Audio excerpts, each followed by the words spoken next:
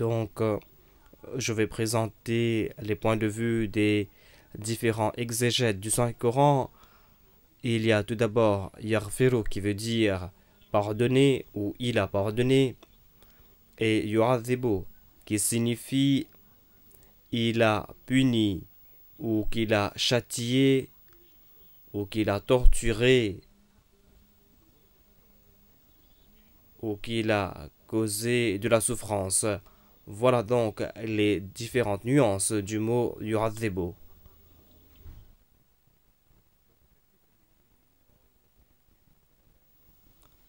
Les exégètes ont indiqué les différentes connotations du mot azab, mais toutes ces significations sont similaires, c'est-à-dire cela signifie faire souffrir quelqu'un, le faire passer par des épreuves. Voilà ce que signifie tahzib. Certains exégètes croient que le mot azab en fait dérive du terme azb qui veut dire exquis, suave ou doux, quelque chose qui est bon à manger. Donc, dans la langue arabe, des fois, un mot peut avoir des significations contraires. Et si les mots sont infléchis différemment, les significations peuvent être contraires. De ce fait, ils disent que tahzib dérive du mot azb, et azba yu'azibu signifie priver quelque chose de la douceur ou de ce plaisir qui était attaché. Enlever ce plaisir à tel point qu'il n'y a plus de plaisir et cette chose se transforme en azab, c'est-à-dire en supplice. Je crois que toutes ces significations sont importantes parce que la punition peut être le fait de priver quelque chose, de priver quelqu'un de quelque chose de bon, et cela peut se transformer en torture. Le mot plaisant peut être compris différemment, mais imaginez par exemple un drogué. Pour un drogué, la chose la plus plaisante est d'avoir sa dose, et ne pas avoir sa dose alors qu'il le désire ardemment, cela va se transformer en torture. Donc, voilà la torture qui a été mentionnée par certains exégètes, c'est-à-dire le fait d'être privé de quelque chose que l'on pense être plaisant pour nous, ou quelque chose qu'on a l'habitude d'utiliser. Une fois qu'on est habitué avec quelque chose, une fois qu'on en tire un plaisir de cette chose, si vous êtes privé de cette chose, le vide sera une torture. Cela s'applique à toutes les choses de la vie. Cela ne s'applique pas tout simplement aux drogues. Votre façon de vivre aussi peut se transformer en enfer si vous n'arrivez pas à adopter le même style de vie.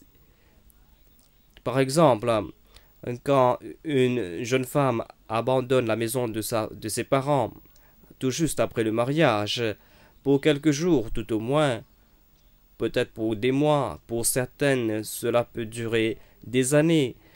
Donc, pour toute une période, la jeune femme passe par une période de malaise, comme si elle manque quelque chose. Cela peut être un tahzib aussi, mais il y a d'autres significations de tahzib. Par exemple, il y a le fait que Dieu châtie les gens. Châtier quelqu'un en lui infligeant une douleur peut être considéré d'azab. Donc le mot azab est un mot assez simple à comprendre. Le deuxième mot qui a été utilisé dans ce verset et qui a été présenté par les exégètes, c'est le mot rufran, ou le fait de pardonner. Que signifie rufran?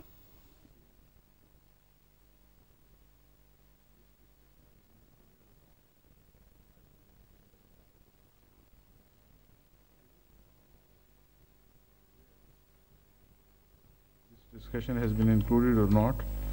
I think it is left out. Je crois qu'on n'a pas fait mention ici. Où est-ce que vous avez noté cela? Demande sa sainteté. D'accord.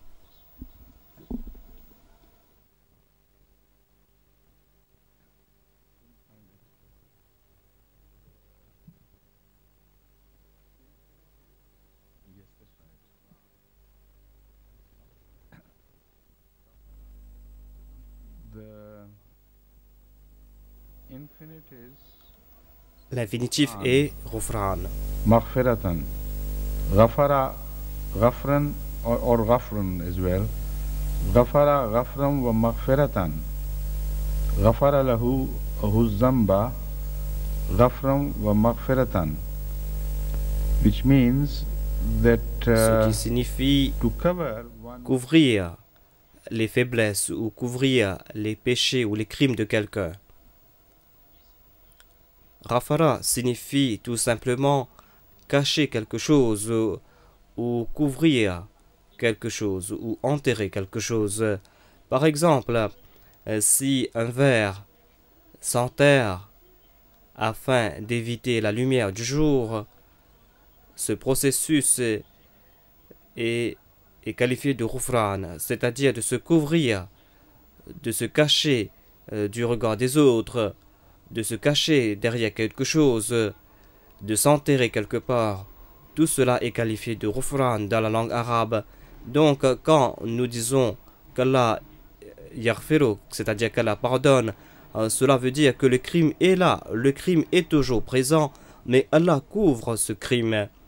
Et ce mot est un mot très intéressant dans le sens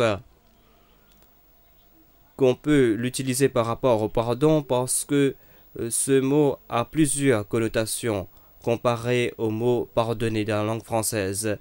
Donc, si quelqu'un commet un crime et si cette personne est pardonnée, le monde entier connaît que cette personne a commis ce crime.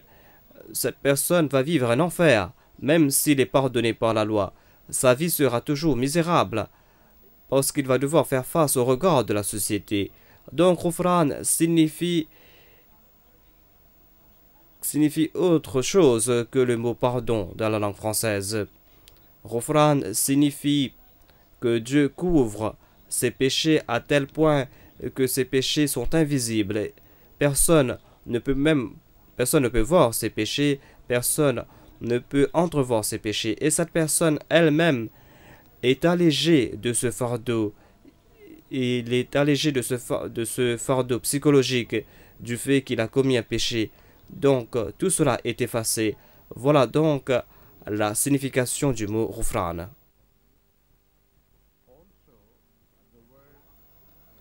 Il y a aussi le mot, ce mot est dérivé du Rifara, selon certains, Al-Mighfar.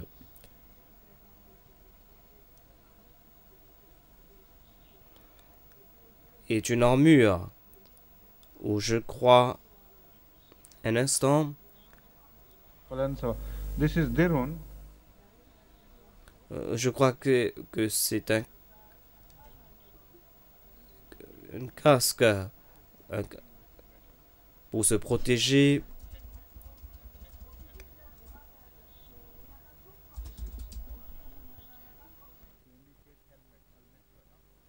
Donc, une casque est considérée comme mirfar. Donc, Allah protège de telles personnes. Voilà la signification.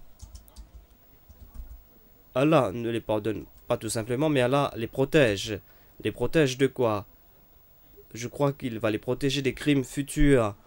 Donc, Ghufran a cette connotation aussi, c'est-à-dire qu'Allah les protège des péchés futurs. Je crois que Ghufran signifie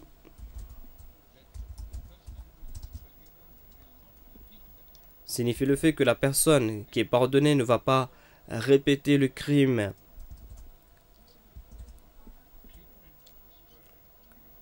Et selon l'utilisation de ce mot dans le Saint-Coran, je crois que cette signification est couverte par le mot Ghufran, parce qu'Allah pardonne les gens en se basant sur le fait qu'ils ne vont plus commettre ce crime. Tawba précède Ghufran, c'est-à-dire la personne promet qu'elle ne va plus commettre ce péché. Ensuite, ces personnes sont pardonnées et Allah les protège du crime à l'avenir. Mais si la Tawba, si la repentance est faible, le pardon aussi sera faible. Et cette personne ne sera pas protégée complètement. Mais si la torba et la repentance est sincère et honnête, dans ce cas, Allah accorde cette force afin que cette personne puisse se protéger contre les péchés à l'avenir. Donc vous devez comprendre la relation entre la repentance et le pardon. Sinon, vous allez voir quelque chose de paradoxal, c'est-à-dire pourquoi certaines personnes sont pardonnées, mais ces personnes répètent les mêmes crimes. Cela signifie qu'au moment du pardon, Allah savait très bien que la torba était fragile, c'est-à-dire la repentance était fragile. Cette repentance n'était pas assez sincère, mais Allah a pardonné en sachant très bien que la personne va répéter le crime. Mais Allah sait très bien qu'il le pardonnera de nouveau après à travers son attribut de Ghufran. Mais c'est un état très dangereux.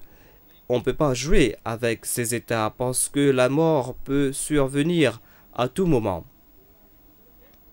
La mort peut survenir au moment du crime et non pas au moment du Ghufran.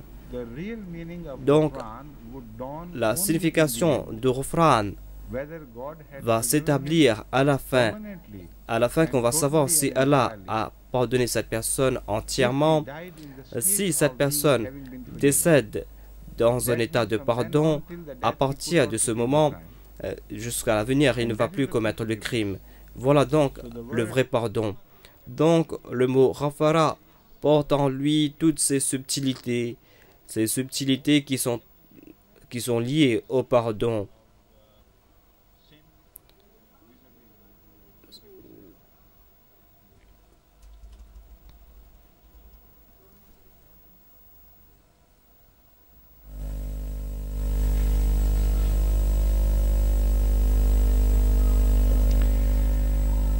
As against this, comparé à cela, certains lexicologues ont présenté un autre point de vue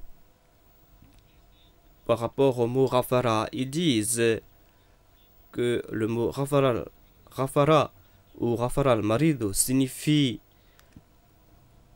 que le patient est tombé malade de nouveau. Donc, ils disent que le mot Ghufran a aussi cette connotation contraire, c'est-à-dire que la relation entre le pardon et Dieu comme le pardonneur est quelque chose qui se répète. Le patient souffre et tombe dans les mêmes problèmes, il tombe dans le même péché, et Allah, comme un bon médecin qui vient l'aider encore une fois et tout le temps, il le soigne. Donc, si tel est le scénario, et je crois que c'est un scénario très plausible et c'est une explication très intéressante ici.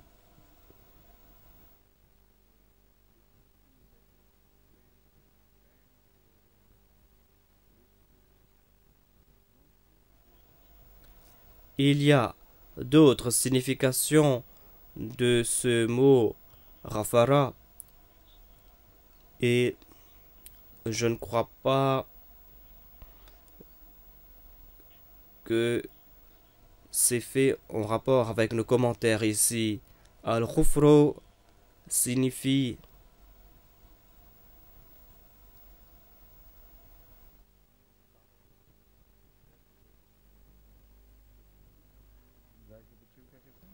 Al-Ghufru signifie un veau.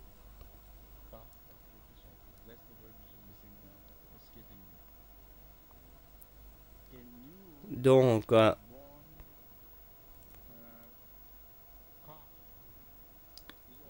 un veau est appelé Ghufru. Quelle est la relation entre un veau et Ghufran? Il m'est assez difficile de concevoir un lien à moins le fait que le veau est innocent et à moins que le veau est si mignon. Donc, toute chose qui naît sans aucun péché peut avoir cette connotation de Ghufran, qui signifie qu'une fois qu'Allah a pardonné quelqu'un, cette personne reçoit une nouvelle naissance, tout comme un veau, et cette personne devient innocent de naissance. Donc, voilà peut-être la relation entre le mot Ghufran et le mot veau. Et voilà donc peut-être le rapport avec le pardon de Dieu.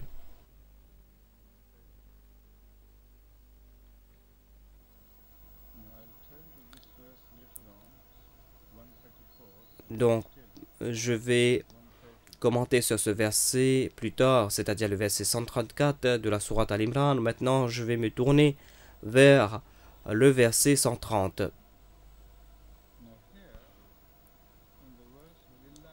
Dans ce verset, Walillahi ma fi samawati wa ma fil ard.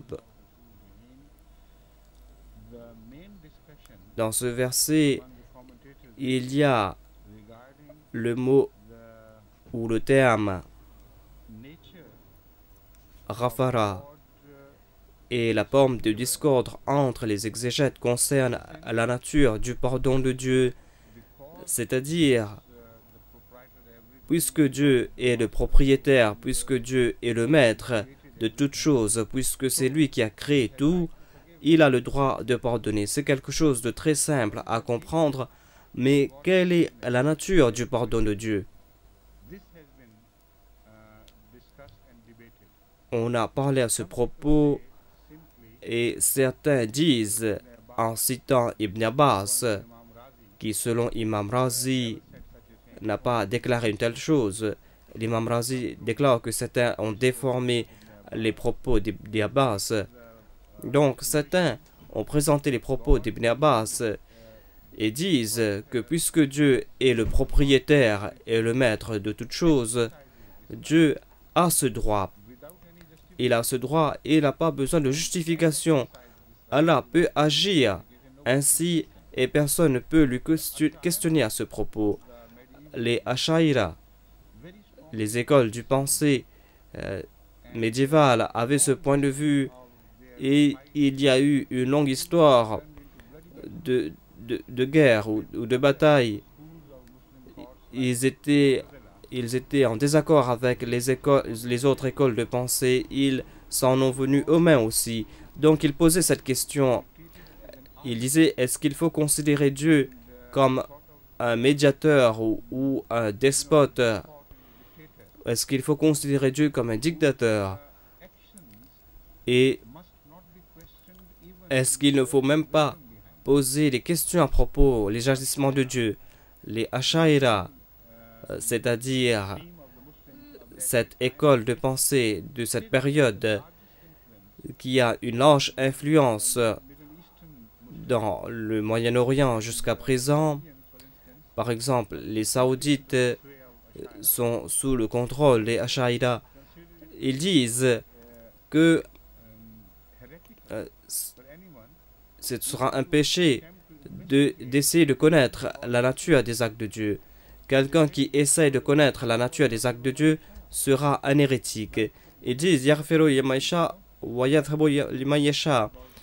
Allah peut faire ce qu'il veut, tout comme il est dit à propos d'un juge. Un juge qui était comme un despote et afin de montrer son autorité, il avait l'habitude d'empiler les fichiers et de ses deux mains, il les jetait. Les fichiers qui tombaient à côté droit étaient traités favorablement. Les fichiers qui étaient tombés du côté gauche n'étaient pas traités favorablement. Personne ne pouvait le questionner parce qu'il était puissant, puisqu'il se considérait comme un despote.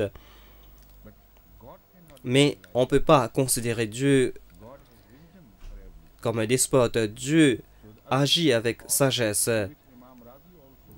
Et l'imam Razi déclare que c'est une insulte envers Dieu que de considérer Dieu comme un despote, c'est-à-dire qu'il pardonne et il punit comme il veut puisque tel est ses attributs. Allah agit avec sagesse, Allah agit avec compassion, mais même sa compassion est justifiée. Voilà donc la position présentée par l'imam Razi et nous nous attachons avec cette justification.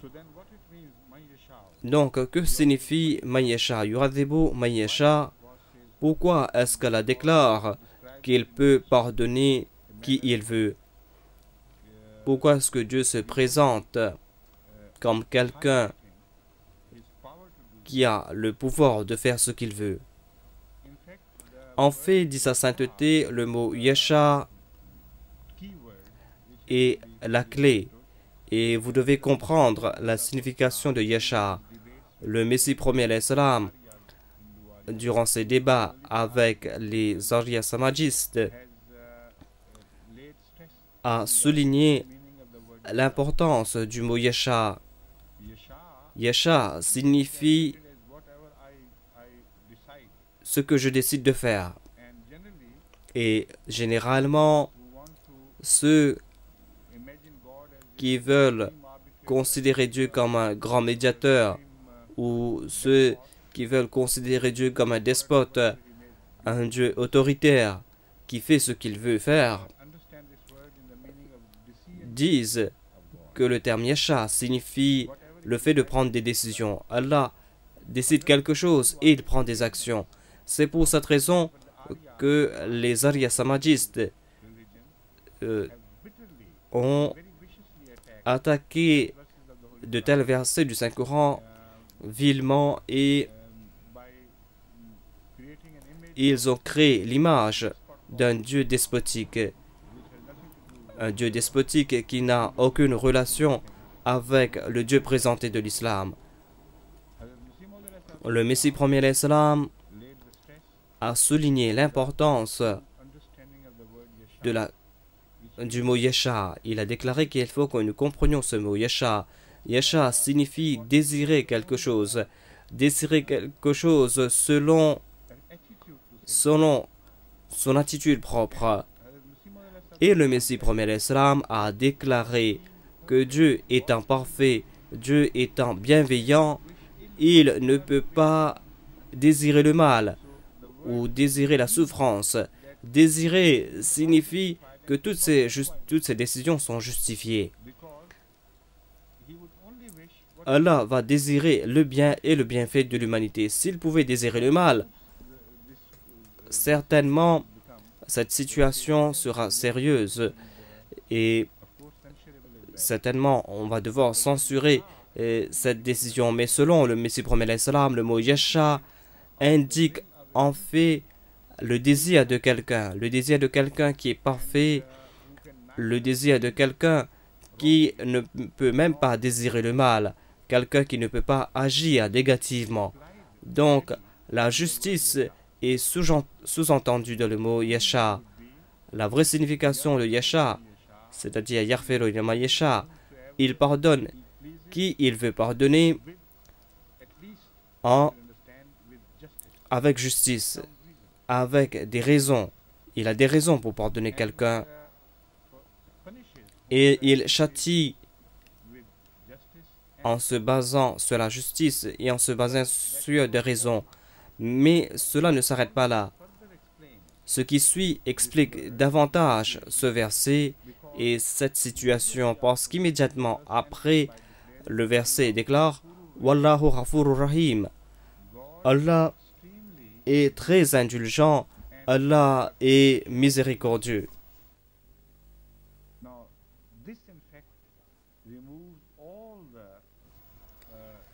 Ici, donc, tous nos doutes vont se dissiper par rapport à un Dieu qui est injuste. Ce qui est indiqué dans ce verset est le fait que Dieu peut décider à faire ce qu'il veut, il peut décider de punir. Mais souvenez-vous que Dieu est très pardonnant et Dieu est très indulgent et Dieu est miséricordieux. En tant que tel, les attributs de Dieu qui vont dicter les termes, c'est-à-dire quand il va prendre une décision par rapport au pardon ou au châtiment, ce seront ces attributs d'indulgence et de miséricorde qui vont entrer en action et ces deux attributs seront suprêmes. Donc dans ce contexte-ci, l'objection va tomber à l'eau immédiatement. Cette objection tombe d'elle-même. Cela signifie que Dieu est pardonnant, c'est vrai, tout comme il peut punir. Mais puisque Dieu est très pardonnant, cela, il va avoir besoin de beaucoup de raisons pour ne pas pardonner. À moins qu'il y ait de raisons fermes contre son pardon, vous ne pouvez qu'attendre que le pardon de la part de Dieu. Et en étant miséricordieux, en étant indulgent, s'il décide de punir, vous devez être assuré, qu'il y avait une raison pour cette punition. Sinon, Dieu n'aurait pas décidé de punir la personne concernée. Donc voilà la signification de tout ce verset à la lumière des autres versets du Saint-Coran. Maintenant, je vais me tourner vers le verset que j'ai cité au début, ce verset qui a généré tout un débat parmi les orientalistes, ce verset qui a invité des attaques viles contre le Saint-Prophète Mohammed, paix soit lui, des attaques concernant le comportement du Saint-Prophète, paix soit lui, durant la bataille d'Uhud et le comportement des musulmans en général durant cette même bataille, et quelles furent les conséquences de cette bataille. Maintenant, je vais présenter le point de vue de ces orientalistes.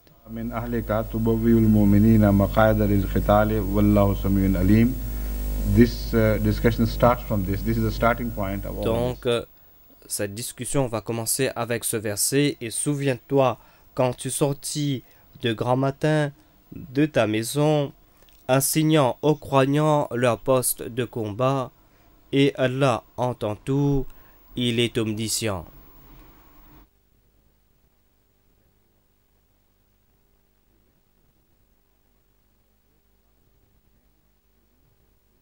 Monsieur Montgomery Watt a ceci à ajouter à propos de la bataille d'Uhud. Il déclare, en fin de compte, Mohammed et ses suivants atteignirent le mont Uhud et les musulmans formèrent leur rang.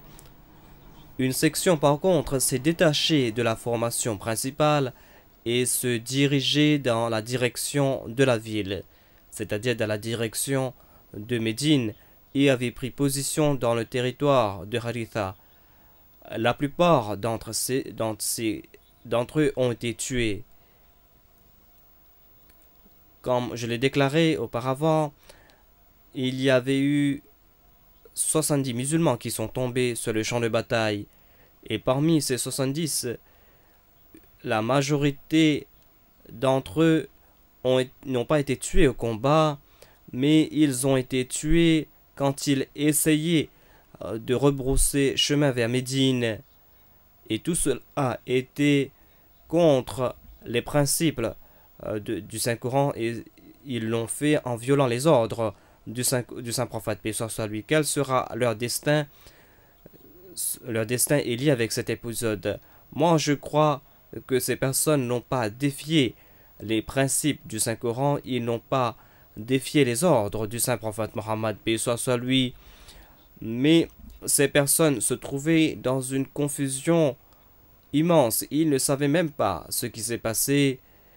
Ces personnes ne savaient pas quelle décision à prendre dans cette situation.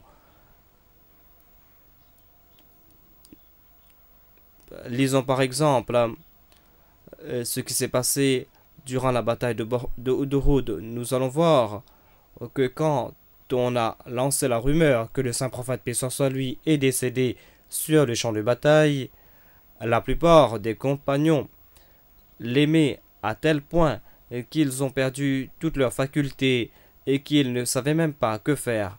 Certains sont partis comme des fous dans la mêlée et ils sont tués. D'autres ont commencé à rebrousser chemin vers la maison. Durant cette période de confusion, beaucoup d'entre eux ont été pris par surprise parce qu'ils ne voulaient plus se battre. Ils croyaient que tout était perdu. Donc, voilà les personnes qui ont été tuées, donc la majorité des personnes qui ont été tuées durant la bataille d'Uhud étaient ces personnes qui rebroussaient chemin. Donc cela nous fait comprendre qu'il y avait très peu de personnes, très peu de musulmans qui étaient tués au combat. Donc selon M. Watt, presque tous ont été tués, c'est-à-dire ceux qui rebroussaient chemin. Et selon les autres rapports, je crois qu'il y avait environ plus de 30 personnes qui ont décidé de rebrousser chemin. Je ne connais pas les chiffres exacts, je dois étudier ce point davantage, mais je crois qu'il était plus de 30 personnes. Donc, si environ 30 personnes ont été créées dans cette confusion, cela signifie que 40 ont été tués au combat, et on ne peut pas considérer cela comme une défaite parce que tout était contre les musulmans durant cette bataille. En fait, M. Watt lui-même doit admettre plus tard que les musulmans ont fait preuve de grande volonté et de zèle, et ils avaient la supériorité. Ils avaient la supériorité sur le champ de bataille à cause de leur volonté. Il déclare que les Mécois ont abandonné le champ de bataille, mais les musulmans étaient supérieurs au combat dans des conditions similaires.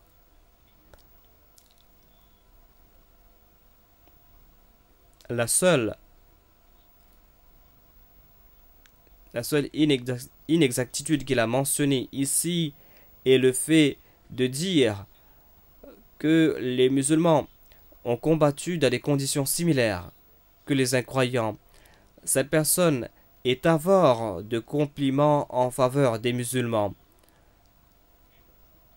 Il est si avare qu'il n'a pas pu se retenir d'ajouter cette phrase. Tout d'abord, il a déclaré que il a rejeté le fait que les musulmans ne se battaient pas contre une cavalerie. Il a déclaré: ce que j'ai en tête, c'est le fait que les musulmans se sont battus à pied contre un ennemi qui est à pied. Alors dans ce cas, leur prouesse est supérieure à celle de l'ennemi, à condition que les conditions sont similaires. C'est quelque chose d'inexact parce que les conditions n'étaient pas similaires durant cette bataille. Il y avait d'un côté 700 musulmans qui étaient mal équipés, il y avait une large disparité d'âge parmi ces soldats, et ils se sont opposés contre 3000 soldats aguerris.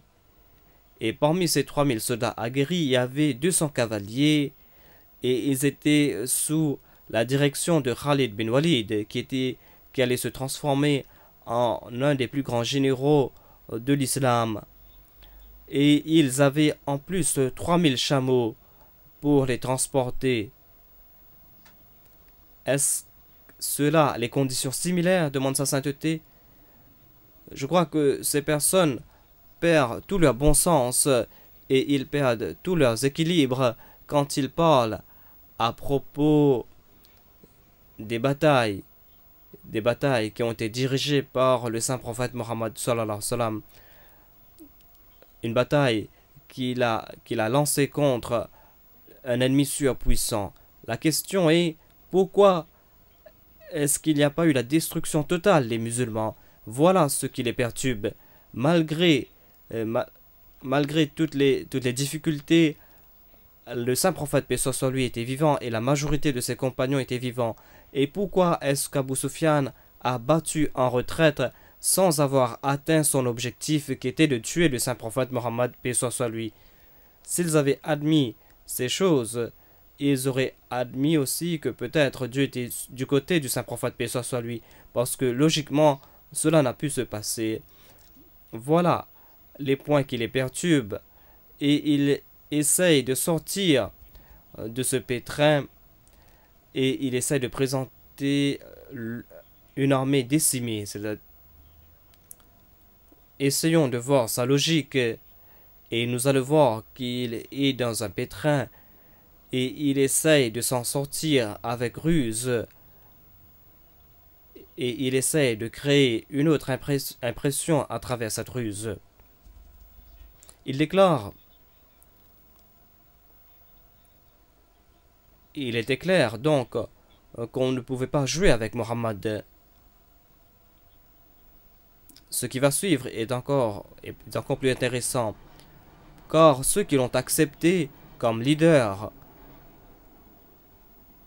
ils ne cherchaient que des avantages matériels. Quels étaient les avantages matériels que cherchaient les musulmans? Ces musulmans ont été chassés de leur maison, ces musulmans ont été forcés d'abandonner tout ce qu'ils avaient. Ils ont abandonné leur patrie, leur vie passée, ils ont abandonné tous leurs biens. Voilà les avantages matériels que ces musulmans cherchaient. Voilà les avantages matériels des émigrants. Et quels étaient les avantages matériels des Ansar, c'est-à-dire des musulmans de Médine? Les musulmans de Médine ont dû diviser leurs propriétés, ils ont dû diviser leurs revenus à cause des émigrants qui venaient de la Mecque. Et certains ont décidé de donner la moitié de ce qu'ils possédaient. Ils ont décidé de donner la moitié de leurs biens aux émigrants de la Mecque. Certains ont même demandé la permission au saint prophète, paix soit sur lui, de divorcer leurs épouses afin de marier leurs épouses à leurs frères de la Mecque.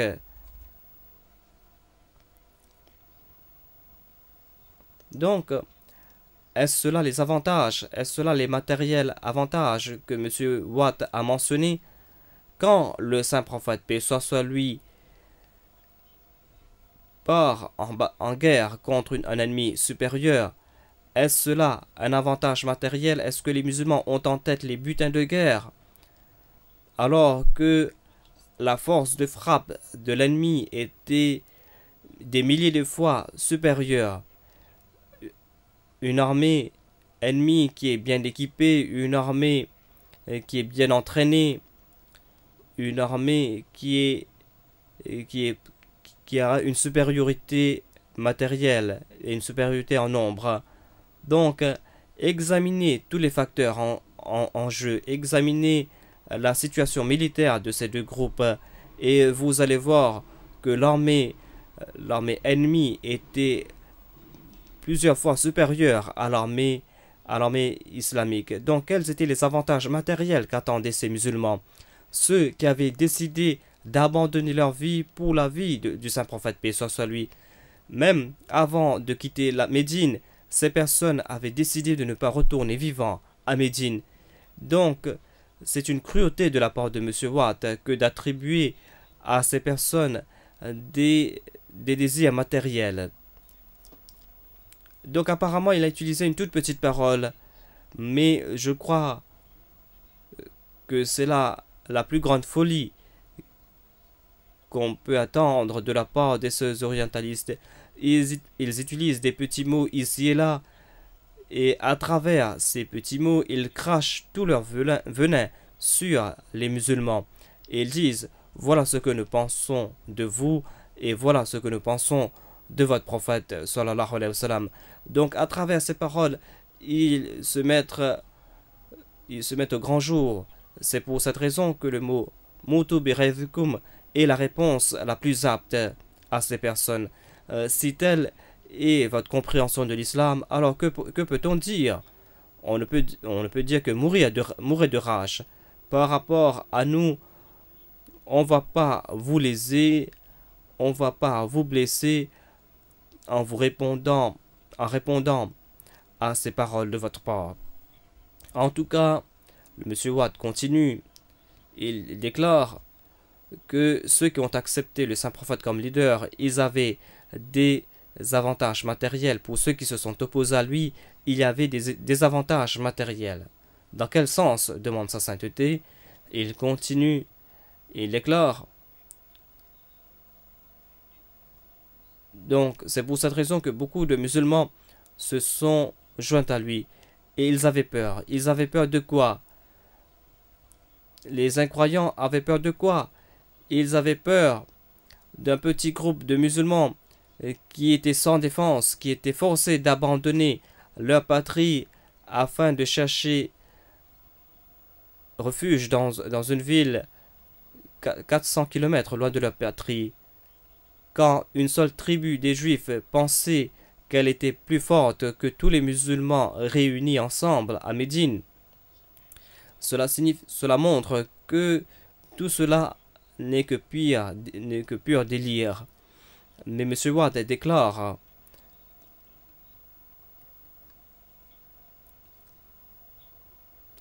ici, il déclare, même si les Mécois avaient 3000 personnes au jour de la bataille d'Uhud, donc ce chiffre de 3000 le perturbe et il pense pourquoi est-ce que ces 3000 soldats n'ont pas pu détruire les musulmans. Donc il ne fait que ressasser ce chiffre et il essaie désespérant de trouver des raisons pourquoi logiquement ces 3000 soldats aguerris n'ont pas pu détruire les musulmans. Il déclare, même si les Mécois avaient 3000 soldats au jour de la bataille d'Uhud,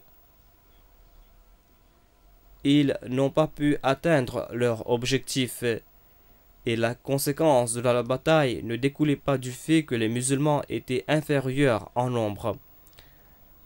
Il déclare la conséquence de la bataille ne découlait pas du fait que les musulmans étaient inférieurs en nombre.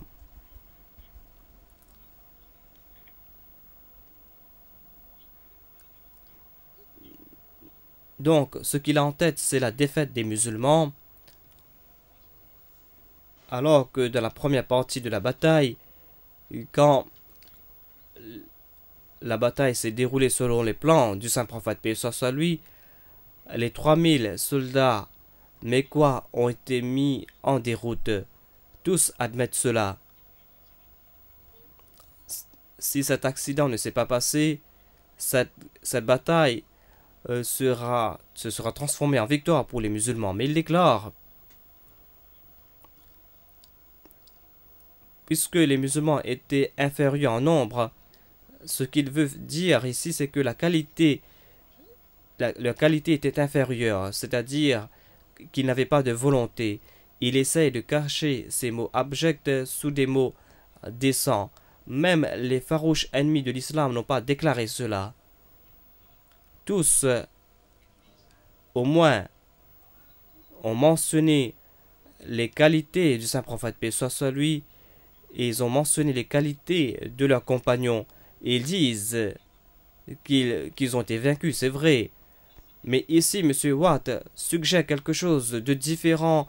Et il déclare ici que la qualité des soldats était faible parce que ces personnes n'avaient pas une foi ferme dans la personne du saint prophète paix soit sur lui, et ils ont été vaincus parce qu'ils ne voulaient pas se battre, parce qu'ils ne considéraient pas le saint prophète comme un vrai prophète. Ils avaient peur tout simplement.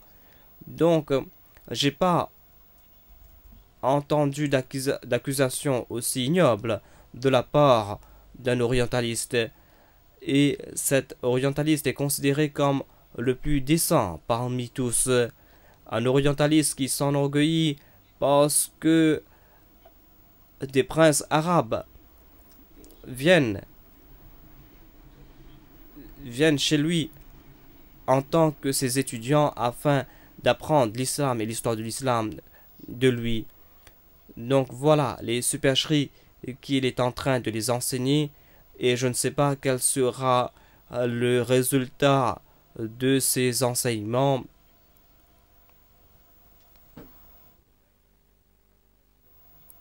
Et je ne sais pas quelle est la situation de ces étudiants. Donc il déclare, même si les Mécois avaient 3000 soldats, la conséquence de la bataille ne découlait pas du fait que les musulmans étaient inférieurs en nombre. Comme si tous les historiens sont de son côté. il a déclaré: aucun historien a eu des doutes à propos des qualités des musulmans. Ici, M. Watt déclare que tous les historiens sont unanimes que les musulmans ont été vaincus parce qu'ils étaient des hypocrites ou parce qu'ils étaient des personnes qui devaient se battre contre leur gré. Donc le mot jamais qu'il a utilisé aussi est un mot très sournois, mais il continue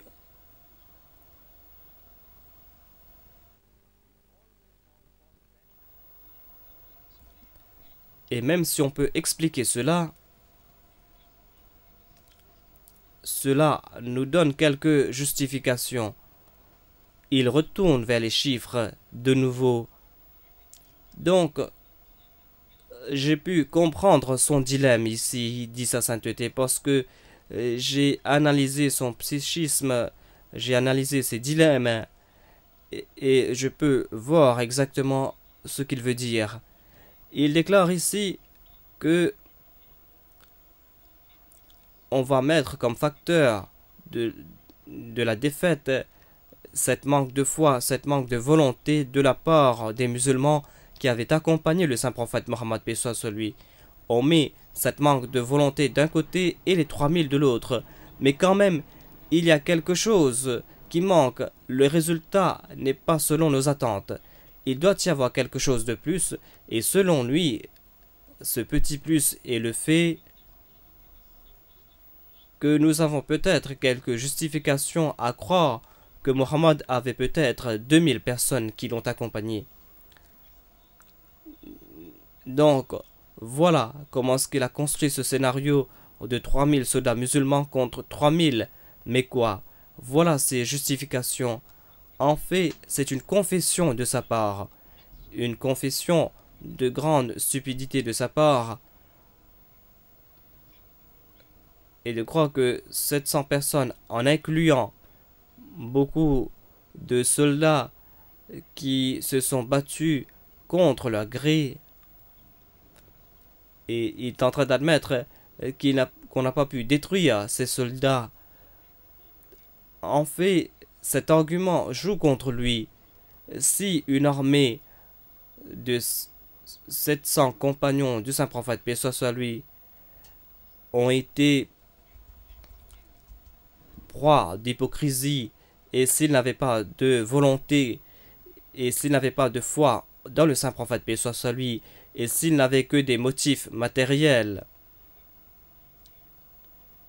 dans ce cas, cette force est une force très faible comparée aux 3000.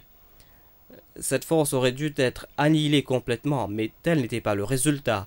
C'est pour cette raison qu'il déclare qu'il devait y avoir plus. Il y avait peut-être 2000. Où est-ce qu'il a eu ce chiffre 2000? On ne sait pas. Pourquoi est-ce qu'il n'a pas dit plus de 2000? Pourquoi est-ce qu'il n'a pas dit moins de 2000? Je ne comprends pas pourquoi. Mais je sais ici qu'il est en difficulté. Ma réponse est Moto birayzikum. Mourez de rage. Voilà la meilleure réponse qui nous a été enseignée par Dieu.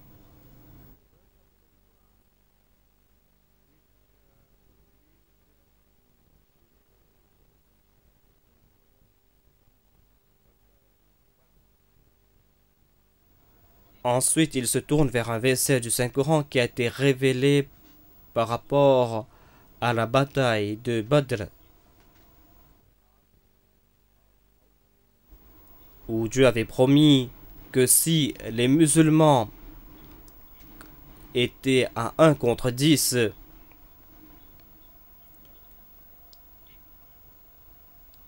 dans ce cas, ils auraient eu la victoire. Mais pour l'instant, il y a une certaine faiblesse, il y a différentes faiblesses, il y a un manque de soldats, il y a la nourriture qui manque, il y a un manque d'armes. Donc de ce fait, le Saint-Coran est en train de déclarer que vous êtes très faible matériellement. et vous avez été affaibli par des difficultés temporaires. Un temps viendra quand vous allez résoudre ces difficultés et vous allez sortir comme une société saine. Vous allez émerger comme une société saine. Ensuite, votre force contre l'ennemi sera mesurée à 1 contre 3. C'est-à-dire un musulman pourra vaincre 10 soldats ennemis. Voilà les versets qu'il a indiqués. Il a déclaré au prophète, déclare aux croyants que si vous êtes 20 patients, vous allez conquérir 200. Et si vous êtes 100, vous allez conquérir 1000. Il déclare que Mohammed a compris qu'il y a une exagération ici. Voilà ce que déclare M. Watt. Pourquoi est-ce que Mohammed a pu réaliser qu'il y a eu une exagération? Quel était le résultat de la bataille de Badr? Il y avait 313 soldats musulmans, des soldats mal équipés. Parmi eux, il y avait des vieillards et des enfants. Mais ces soldats ont dérouté une armée phénoménale, une armée qui incluait 1000 soldats. Donc pourquoi est-ce que le saint prophète, paix soit sur lui, a dû douter que c'était là une exagération? Au contraire, il a dû comprendre que c'était la seule conclusion logique qu'il pouvait tirer, parce que durant la bataille de Badr, il n'y avait pas une ratio de 2 contre 1, mais les musulmans étaient à 1 contre 3. Et ils ont vaincu ces personnes. La promesse a été accomplie et il y avait toutes les raisons à croire qu'il n'y avait pas eu d'exagération à ce propos. Et cela s'applique aussi pour les batailles futures. Quand les musulmans vont se départir de leurs difficultés et quand les musulmans ont pu s'entraîner et quand les musulmans ont pu s'organiser et les résultats de leur bataille, par exemple quand ils se sont battus contre la Perse, les résultats étaient beaucoup plus surprenants comparé à ce qui leur était promis. Au lieu à 1 contre 10, à l'époque du calife Omar, certains musulmans l'armée musulmane a pu dérouter une armée qui était 50 fois plus grande que la sienne. Donc, il y a d'autres épisodes où une armée de plus de 100 000 soldats ont été mis en déroute par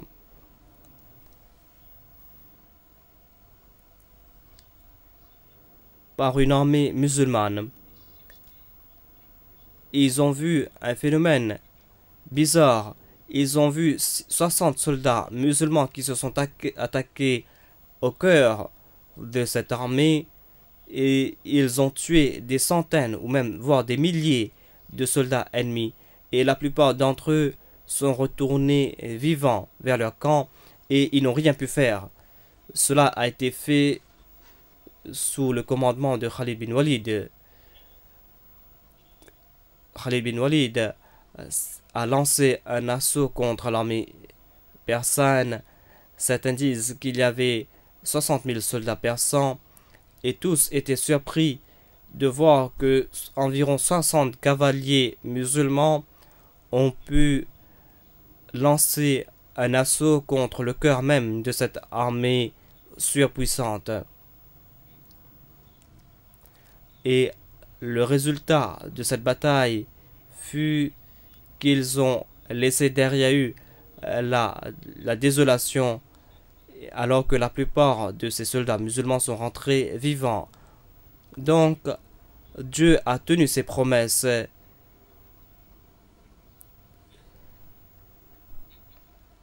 Et voilà donc comment Allah accomplit ses promesses. Le principe de base qu'on doit comprendre par rapport aux promesses de Dieu.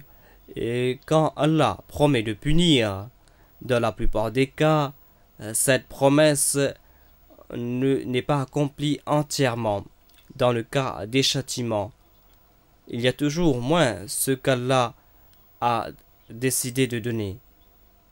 Le châtiment est moindre et des fois il peut pardonner entièrement, et c'est pour cette raison que certaines personnes ne comprennent pas pourquoi Dieu n'a pas accompli sa promesse par rapport au châtiment. Par exemple, beaucoup de détracteurs de l'Ahmadiyyat ont attaqué le Messie premier l'Islam par rapport à cela. Ils ont déclaré que tu as déclaré que Dieu va détruire ton ennemi, Dieu va détruire telle ou telle personne, mais cette personne n'a pas été châtiée par Dieu, tout comme Dieu te l'a promis. Pourquoi cela? Mais nous avons mentionné tous ces débats, nous avons mentionné les raisons. Récemment, un livre a été publié, un livre écrit par M. Naïm Ousmane. Et dans cet ouvrage, il a répondu à ces questions. Donc, quiconque est intéressé avec ces prophéties du Messie premier l'Islam qui sont attaquées par nos ennemis, ce livre va vous donner ces réponses. Et moi-même, j'ai participé dans la préparation de cet ouvrage. Je lui ai indiqué quelle approche qu'il doit adopter pour répondre à ces objections. Mais nous allons nous tourner vers cette question de promesse. En principe, comme le Messie premier l'Islam l'a déclaré à plusieurs reprises, quand Dieu promet de punir quelqu'un, si il y a une tendance vers la repentance, si cet ennemi qui est menacé par le prophète, si cet ennemi commence à diminuer son animosité, s'il commence à montrer des signes de crainte de Dieu, dans ce cas, Dieu va pas accomplir sa promesse de châtiment dans la plupart des cas. Le Messie premier l'Islam a aussi cité le cas du prophète Jonas. Il a déclaré que Dieu avait fait une promesse et Dieu avait déclaré que ces personnes seront châtiées, et il n'y avait pas de possibilité que ces gens demandent ou implorent son pardon. Il n'y a pas mention du pardon de Dieu. Dieu avait déjà promis que ces personnes seront détruites à une période donnée, et Dieu avait promis que cette calamité allait leur tomber sur la tête. Quand le prophète Jonas a abandonné cet endroit, il a abandonné cet endroit parce qu'il attendait cette calamité de la part de Dieu. Quelque temps avant que la calamité ne tombe, il est parti plus loin et il a attendu. Et quand les gens ont commencé à venir de cette direction, quand des voyageurs sont venus de la ville, il les a demandé ce qui s'est passé. Ce qui s'est passé là-bas. Tous ont déclaré que tout va bien, la ville est là, mais il était complètement dégoûté. En étant un prophète de Dieu, il a été stupéfié, il ne pouvait pas comprendre ce qui s'est passé exactement. Et il a abandonné sa ville parce qu'il voulait protester contre le pardon de Dieu. Il ne savait pas qu'après une courte période, après l'annonce, c'est le pardon de Dieu qui allait le sauver lui aussi à cause de son acte de défi, et il va sortir vivant de ce poisson. Donc il est sorti de cette situation impossible, alors que les gens ne sortent pas vivants de cette situation. Donc voilà la réponse qu'avait eu le prophète Jonas, c'est-à-dire que Dieu est très pardonnant, miséricordieux. Si vous ne liez pas ces événements, vous n'allez pas comprendre ce qui s'est passé au prophète Jonas. Donc voilà la meilleure réponse qu'il a pu avoir. C'est-à-dire que je suis aussi miséricordieux envers toi, et ton péché est beaucoup plus grand parce que toi tu es mon prophète et de tels comportements ne te sied pas. Et Allah a aussi mentionné dans le Saint-Coran que si Dieu ne lui avait pas pardonné et si Dieu n'avait pas accepté son repentance, il aurait terminé dans le ventre du poisson jusqu'au jour de la résurrection. Donc, voilà les promesses de Dieu. À propos de ces promesses de récompense, il accomplit tout le temps ses promesses de récompense et il accorde beaucoup plus. Il accorde beaucoup plus que ce que vous attendez. Donc, quand il déclare un à 10, cela ne signifie pas un à 10 tout simplement, mais c'est le minimum.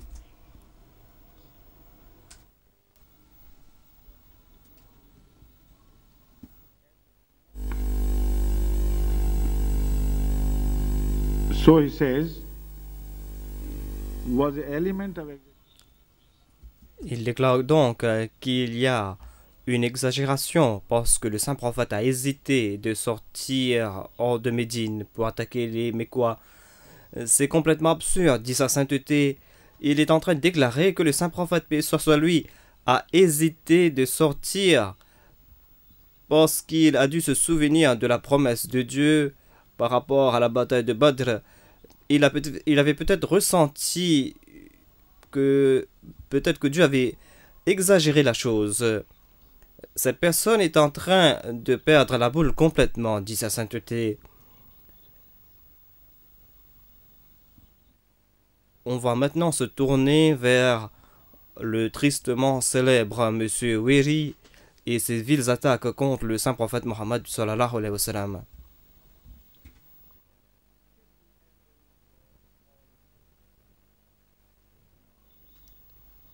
Donc, lui, il est content à cause des conséquences de la bataille. Mais il a quand même ses... Je dois dire...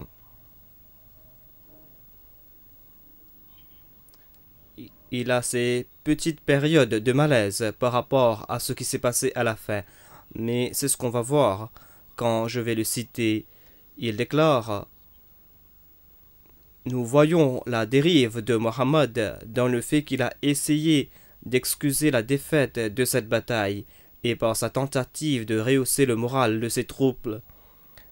Monsieur Muir donne une description de cette crise qu'a dû passer Mohammed après la défaite d'Uhud. Il a dû subir le mépris et les insultes des juifs et des infidèles. Tout cela a secoué la foi des musulmans. Donc, les musulmans ont peut-être pu perdre la foi. Comment est-ce que Mohammed peut être un prophète alors que les prophètes n'ont pas eu de telles défaites? Mohammed ne veut peut-être se faire roi parce qu'aucun prophète n'a souffert autant et aucun de leurs suivants n'ont souffert autant que Mohammed et ses suivants. Lui-même, il a été blessé. C'est pour cette raison que Mohammed a dû utiliser toute sa dextérité afin de maintenir la volonté de ses suivants et afin de réanimer ses suivants. Il l'a fait en mentionnant cette partie du Saint-Coran qui apparaît à la fin qui apparaît au milieu de la 3e sourate. Donc il a cité Monsieur Muir et ensuite il a pu assouvir son désir de blesser les musulmans. Il cite le Saint-Coran et déclare: les étudiants du Saint-Coran vont noter ici que Mohammed a utilisé tous les moyens pour convaincre ses suivants et il a revêtu toutes ses paroles de l'habit de l'inspiration. Toute exhortation à la patience, toute réprimande suite à l'incrédulité et tous les compliments pour les braves sont présentés comme des paroles divines. C'est complètement stupide de sa part. Il se pose comme un orientaliste qui a lu le Saint-Coran, qui a lu les écrits des musulmans et n'arrive pas à comprendre que Mohammed a déclaré que le Coran tout entier est la parole divine. Que veut-il dire donc? Que dans ce verset, il est en train d'exhorter à la patience, il est en train de réprimander, il est en train de complimenter tout cela au nom de Dieu, pour rassurer les gens que cela vient de la part de Dieu.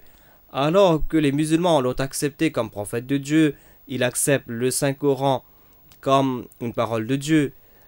Donc ils disent que toutes ces paroles viennent de la part de Dieu. Je ne comprends pas pourquoi est-ce qu'il doit présenter ce point de vue, à moins qu'il se sent mal à l'aise par rapport aux conséquences de cette bataille et qu'il veut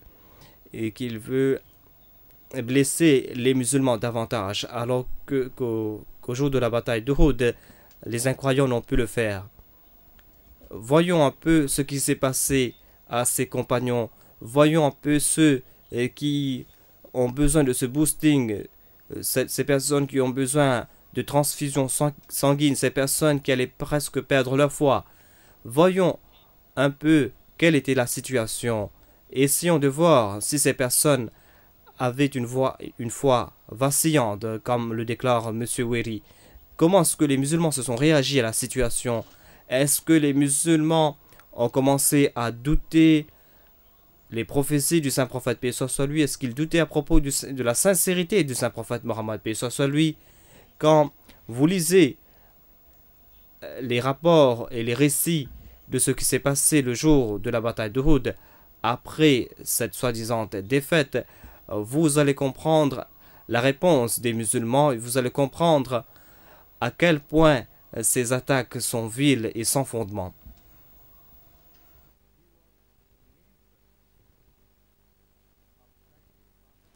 Un des compagnons du saint prophète Mohammed sallallahu alayhi wa sallam qui a été martyrisé était M. Ammar bin al-Jamour. Ce compagnon était boiteux, il était âgé. Il était assez âgé car ses fils ont participé aussi dans la bataille. Ses fils étaient assez âgés pour participer dans la bataille d'Uhud. Ses fils l'ont empêché de participer dans cette bataille et ils l'ont dit que tu n'as qu'une seule jambe. Comment est-ce que tu peux te battre alors? Et tu es notre père et tu es âgé.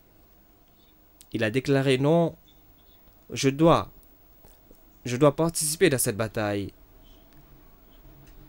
Et ses fils sont pleins au saint prophète Mohammed paix soit lui. Et ses fils voulaient dire au saint prophète paix soit lui d'ordonner à leur père de ne pas participer dans cette bataille.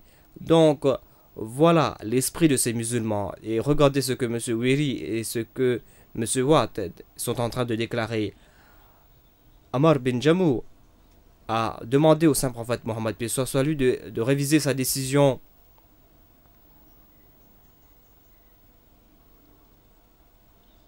Il a déclaré au prophète de Dieu: mes fils m'empêchent de participer dans cette bataille.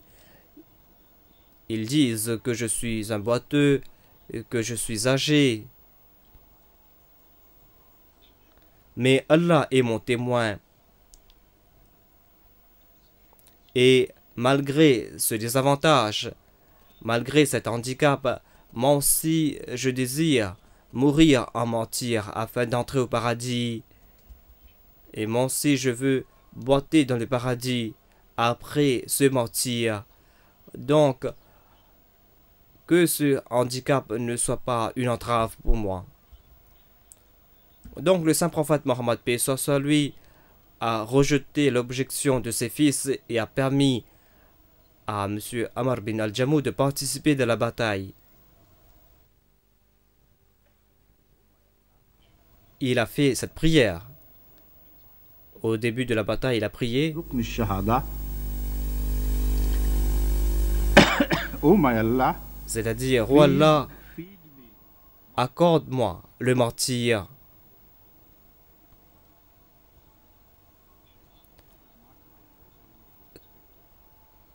quand il a été tué, le saint prophète Mohammed paix soit sur lui a vu dans une vision qu'il était en train de boiter dans le paradis. C'était une vision, mais cela indiquait que cette personne a atteint son objectif et que Dieu a accompli son désir. Cette histoire ne s'arrête pas là, il y a plus de détails. Hadrat Aïcha Siddiqa radiyallahu anha rapporte que quand elle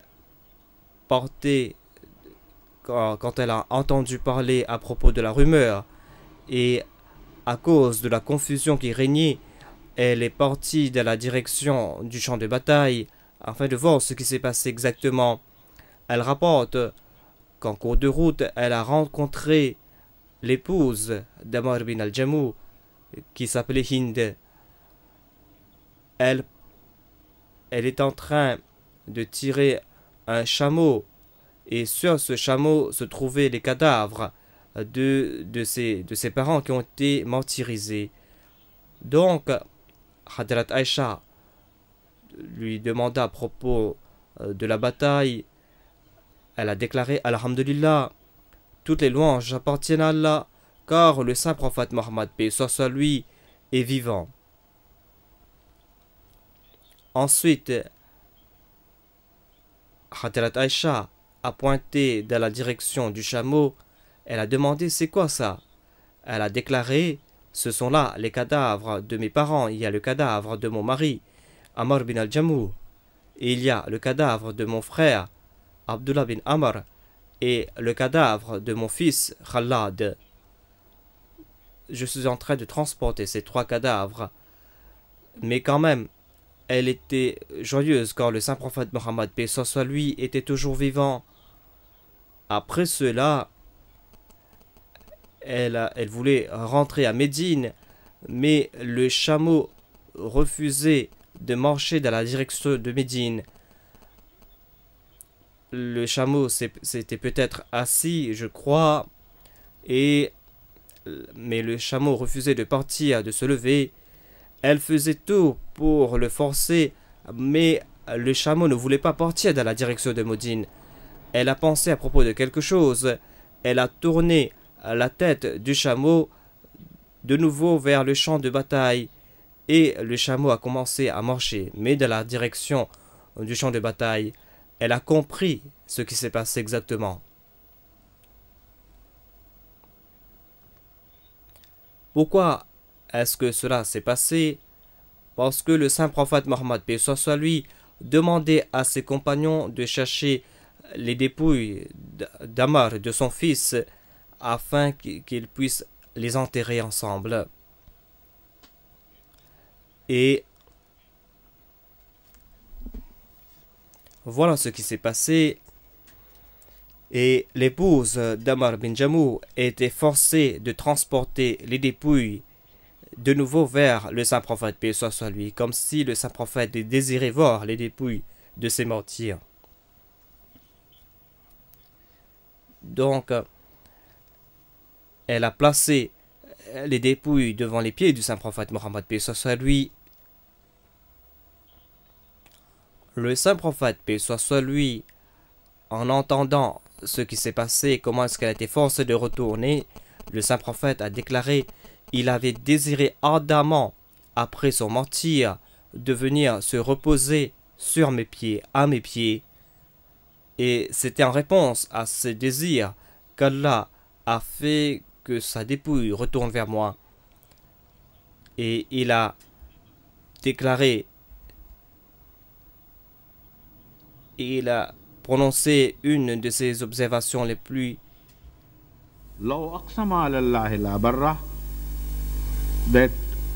une déclaration des plus fameuses. Il déclare que je jure par Allah dans beaucoup de cas, il y a des personnes avec des cheveux ébouriffés, des personnes qui sont en lambeaux, avec de la poussière sur le visage et sur le corps.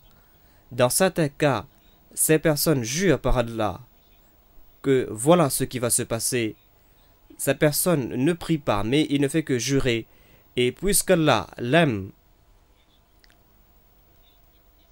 qu'Allah accomplit son désir qu'il a attribué, et Allah accomplit cette action selon son désir, c'est-à-dire qu'il y a des personnes qui apparemment sont mal vêtues, des personnes qui ne portent presque rien, qui n'ont même pas le temps de se laver, ou peut-être qu'ils font de tels travaux que leur corps est couvert de sueur et de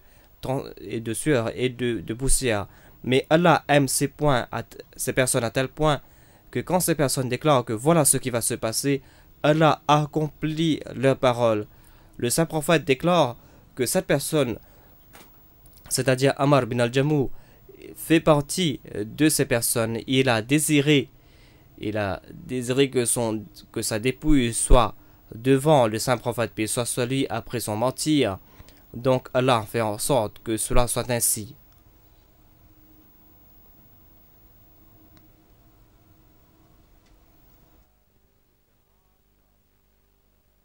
Qu'est-ce qui s'est passé sur le champ de bataille?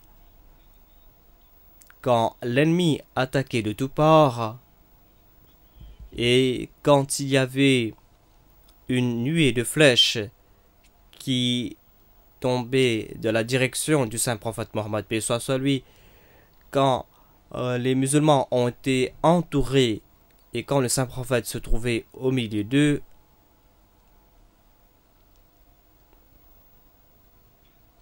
le saint prophète a reçu cette pierre, c'est-à-dire quelqu'un lui a lancé une pierre qui lui a blessé et il a perdu quelques dents. C'était, je crois, le frère de Sa'ad bin Abi Waqqas qui était un incroyant. Il s'appelait Utba bin Abi Waqqas.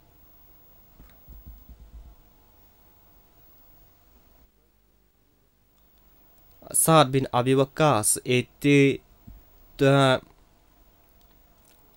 musulman dévoué et c'était une personne qui aimait le saint prophète Mohammed sallallahu alayhi wa sallam. Il avait un amour fou pour le saint prophète, paix soit sur lui. Il a déclaré, après que j'ai su que c'était le saint prophète, que c'était mon frère qui avait blessé le saint prophète, paix soit sur lui, j'ai désiré le tuer de mes propres mains.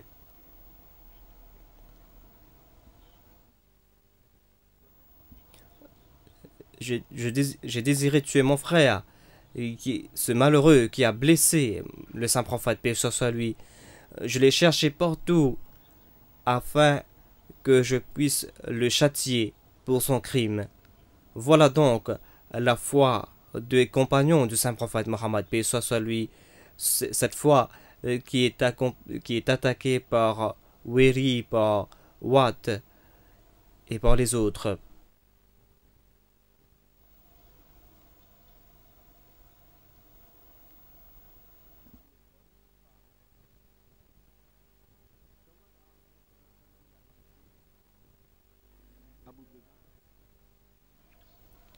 Abu Dujana était un des compagnons qui, selon certains, a couvert le saint prophète Mohammed, paix soit sur lui, comme un bouclier, et il a pris sur lui toutes les flèches et tous les projectiles qui étaient lancés à l'encontre du saint prophète, paix soit sur lui, et en fin de compte, il est tombé en martyr.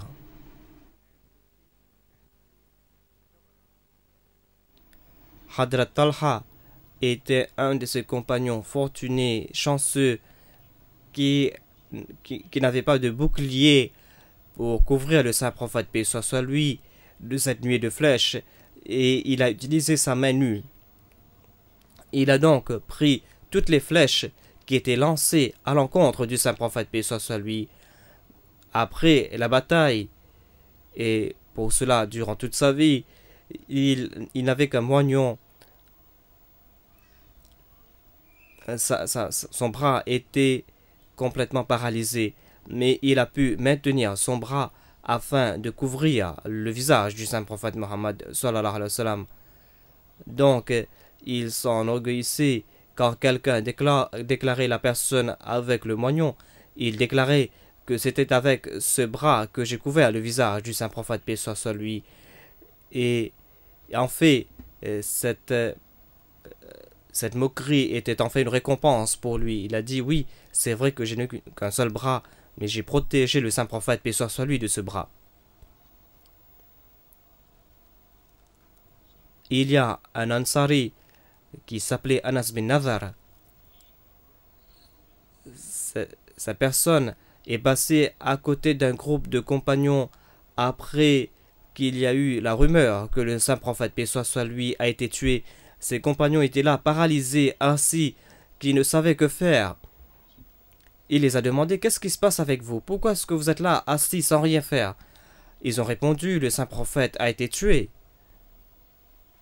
Anas bin Nazar a dit que ce n'est pas là le moment de s'asseoir, alors partons et soyons tués.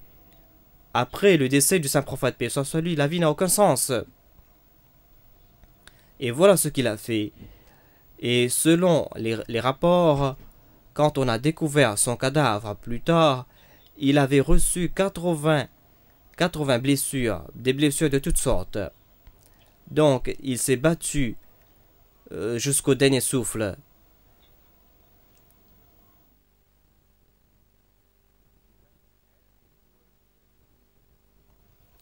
Il y avait aussi un autre Ansar, une dame, qui a entendu parler de la nouvelle du décès du saint prophète, paix soit sur lui. Elle a couru vers le champ de bataille en posant des questions à propos du saint prophète, paix soit sur lui. Cette dame avait perdu son père, son mari et son frère. Toutes ces trois personnes ont été tuées sur le champ de bataille. Quand on l'a demandé à propos du saint prophète, paix soit sur lui, on lui a répondu gentiment, c'est-à-dire les personnes qui savaient ce qui s'est passé avec son mari, son père et son frère, commençaient par répondre gentiment que nous sommes... Malheureusement, vous avez perdu votre frère, votre père et votre mari. Mais tout le temps, elle répondait: je ne demande pas à propos de ces personnes, je vous demande à propos du saint prophète Mohammed, paix soit sur lui. Est-ce qu'il est toujours vivant? Soudainement, quand elle parlait, elle a vu le saint prophète, paix soit sur lui, qui émergeait parmi ses compagnons. Et elle pouvait voir le saint prophète vivant et qui marchait dans la direction de Médine. Elle a déclaré,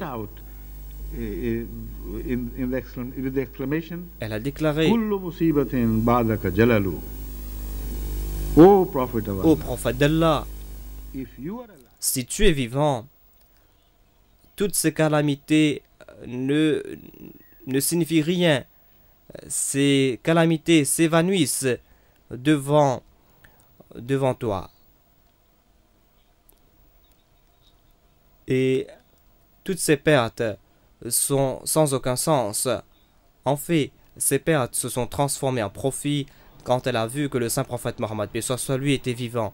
Est-ce cela les personnes qui avaient besoin d'un boost? Est-ce que ces personnes avaient besoin d'une transfusion pour leur foi?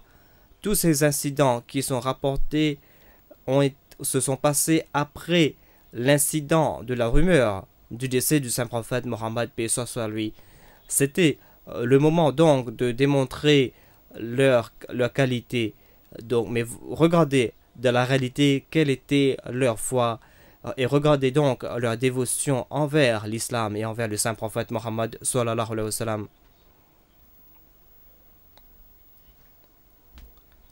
Quand l'attaque des Qurayshites contre le saint prophète, paix soit sur lui, était véhémente, quand il y a une colonne qui est lancée un assaut, le saint prophète a appelé: qui est celui qui va sacrifier sa vie pour moi? Ici, il n'a pas demandé quelqu'un pour sacrifier sa vie pour Dieu ou pour la cause. Il a déclaré: qui est celui qui va se sacrifier pour moi? Un des Ansari a entendu cet appel et d'autres aussi se sont joints à lui.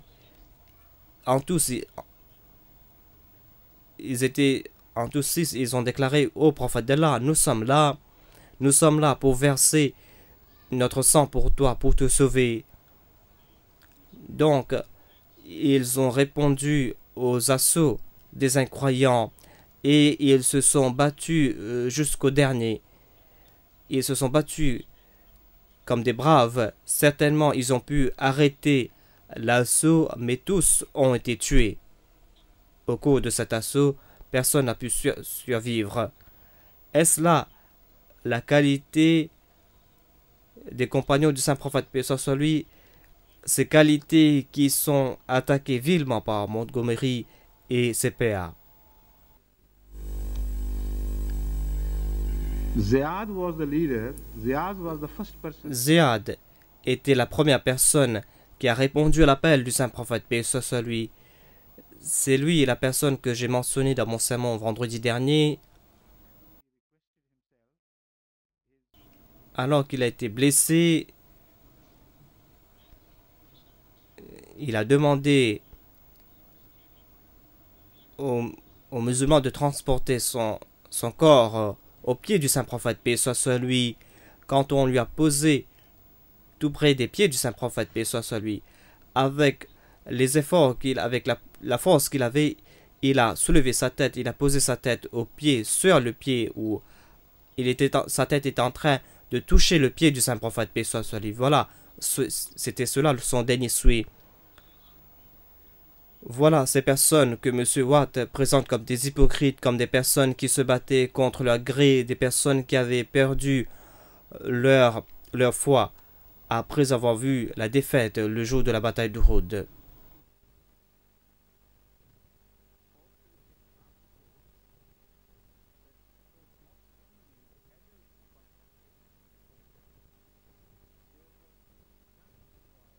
Ibn Hisham rapporte qu'il n'y avait pas seulement des adultes qui ont participé à cette bataille, il y avait aussi de jeunes garçons qui voulaient participer à cette bataille. C'était des personnes qui ont demandé au Saint-Prophète, paix soit lui, de les inclure parmi les soldats. Il y avait par exemple deux jeunes garçons, ils ont été rejetés par le Saint-Prophète, paix soit lui, c'est-à-dire le Saint-Prophète a déclaré que vous êtes trop jeunes pour participer. Un de ces deux garçons a pu avoir l'approbation du Saint-Prophète, paix soit lui. Il a déclaré qu'il était plus âgé que son frère. Donc, s'il n'a pas la permission, moi je dois avoir la permission parce que je suis plus âgé que lui. Donc, le Saint-Prophète, paix soit lui a donné la permission. Mais son frère, son Benjamin, lui aussi a insisté pour que le Saint-Prophète l'inclue.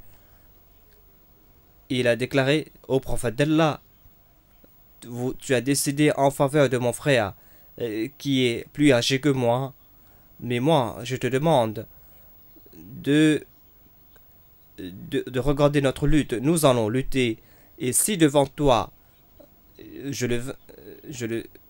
le vainque, alors je dois être inclus parce que je suis plus fort que lui, malgré qu'il est plus âgé que moi. Le saint prophète a souri et lui a donné la permission de participer lui aussi. Je ne me souviens pas si ces deux garçons sont tombés en martyrs, mais voilà la foi des compagnons du saint prophète Mohammed, paix soit sur lui, et voilà la qualité des soldats qui se sont battus à côté de lui.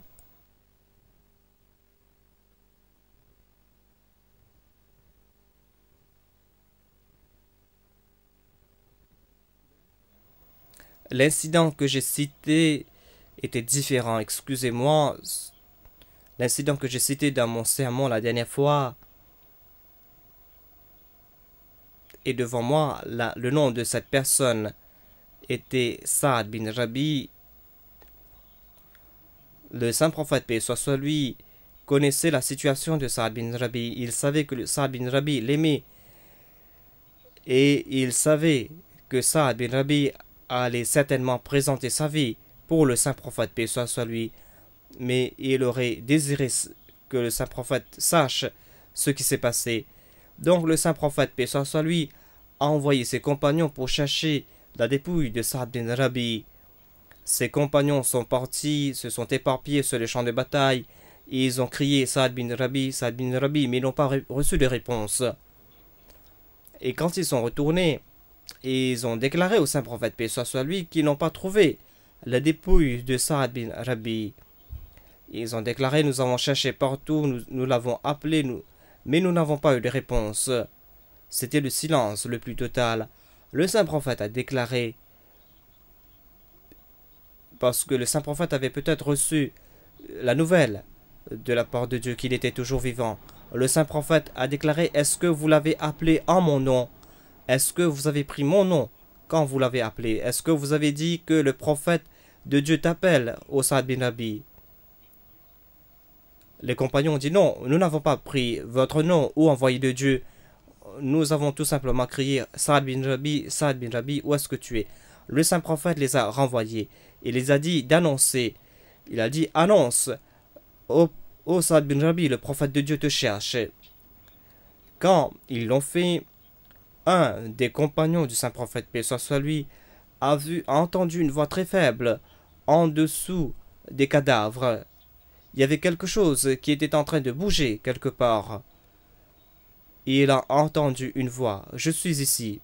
Je suis ici. Ibn Ka'b, qui est en train de rapporter, déclare qu'il est parti dans la direction de Saad bin Rabi. Il a déclaré que le prophète de Dieu m'a envoyé pour te chercher, de te trouver. Alors qu'il vivait ces derniers moments, il n'a pu que déclarer que transmettez mon salam au prophète d'Allah et déclarer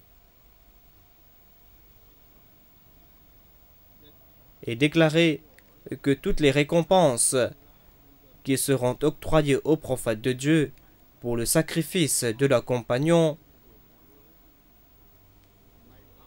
mon dernier désir est que la récompense du saint prophète, paix soit sur lui, soit la plus grande, soit plus grande que toutes les récompenses que tous les prophètes. C'est-à-dire, je veux que tu sois le plus satisfait dans tes prophètes, en sachant que les sacrifices de mes compagnons sont les plus grands sacrifices par rapport aux autres grands sacrifices.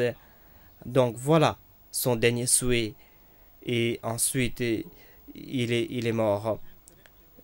Donc, je dois corriger donc mon sermon. Il faut corriger cette partie. Et dites que c'était une autre personne. C'était une autre personne qui a été transportée. Deux personnes différentes sont en jeu. Donc, j'ai eu une confusion à propos de la personnalité de ces deux personnes. Voilà donc les qualités des compagnons du saint prophète, paix soit sur lui. Voilà la réaction de ses compagnons hommes et femmes. Et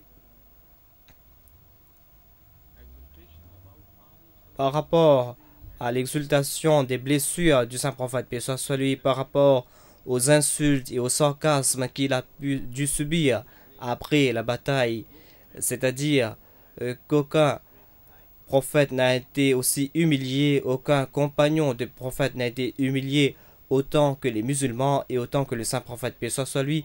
Souvenez-vous que ces deux personnes sont des chrétiens. Ces deux personnes qui critiquent le saint prophète, paix soit sur lui, sont des chrétiens. Et je n'arrive pas à comprendre comment est-ce qu'ils ont pu oublier leur histoire. Ils ne savent pas ce qui s'est passé à Jésus-Christ.